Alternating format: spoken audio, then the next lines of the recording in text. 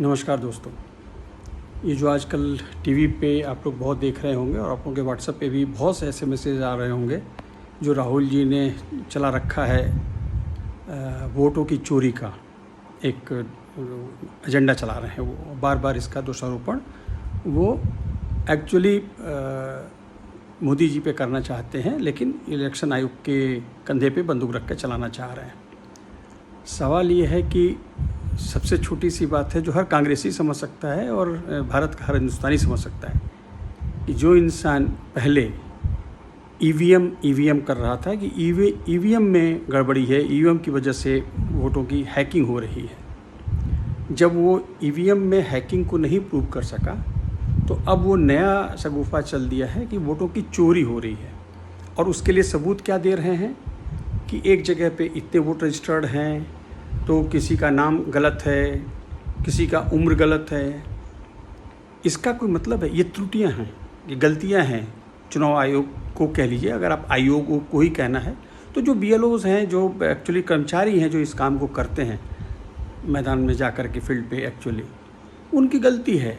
तो उसकी गलती को सुधार करने के लिए तो 1 महीने का समय आपको आयोग ने दिया है। अगर हम बिहार के रेफरेंस में बात करें तो कि भाई अगर कहीं कोई गलती मिलती है तो आप आकर बताइए, उसको सुधार किया जाए। क्योंकि हर जगह आयोग का कोई डायरेक्टर और उसका कमिश्नर नहीं जा सकता है ना, कर्मचारी ही जाएगा। लेकिन उसको नहीं सुनना, सिर्फ एक नारा गढ़ देना जानबूझ करके। कई एग्जाम्पल उनके दिमाग में है, बांग्लादेश और कई देशों के बारे में उनको पता है कि ऐसे ही करके हंगामा किया जा सकता है, तो उसका फ़ायदा होगा। ऐसे में अब उन्होंने जो वोटों की चोरी की बात कही है उसका भी वो शगुफा फेल हो चुका है।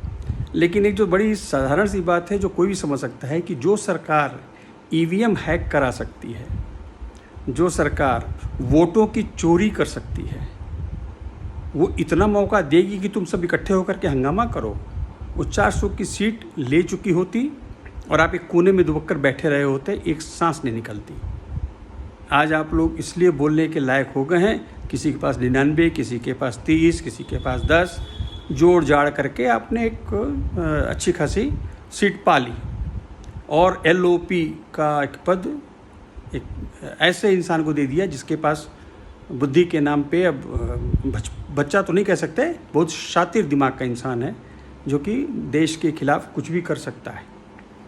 अब ऐसे में जनता को ही अब समझना है कि ये क्या रणनीति हो रही है, चाहे वो कांग्रेसी हो, चाहे वो सपाई हो, है तो भारतीय, है तो हिंदुस्तानी। उन्हें ही दिमाग लगाना है, उनको इस बारे में सोच के चलना है कि वो इस तरीके के उसमें अगर गए तो देश के साथ गद्दारी हो जाएगी। और मुझे नहीं लगता कि हमारा कोई भी हिंदुस्तानी देश के साथ गद्दारी कर पाएगा या करेगा। तो ये जो गद्दार बनने की कोशिश करे, गद्दार है बेसिकली। उसको प्रूव करने के लिए मेरे पास और तो कुछ नहीं है, जो सबके पास है वही जानकारी है। राहुल गांधी के पीछे की अगर पूर्वजों की बात कर लें तो उसी के बेस पे आदमी बात कर सकता है कि पूर्णतः वो भारतीय नहीं है। तो ऐसे हालत में उनकी मानसिकता तो भारतीयता की नहीं हो सकती, ये तो वेल इस्टेब्लिश्ड है। तो ऐसे में आप लोग अपने को सावधान रखें और ऐसे लोगों से बचें और जनता सावधान रहे। बहुत कुछ हो सकता है और करने की कोशिश की जा रही है। नमस्कार।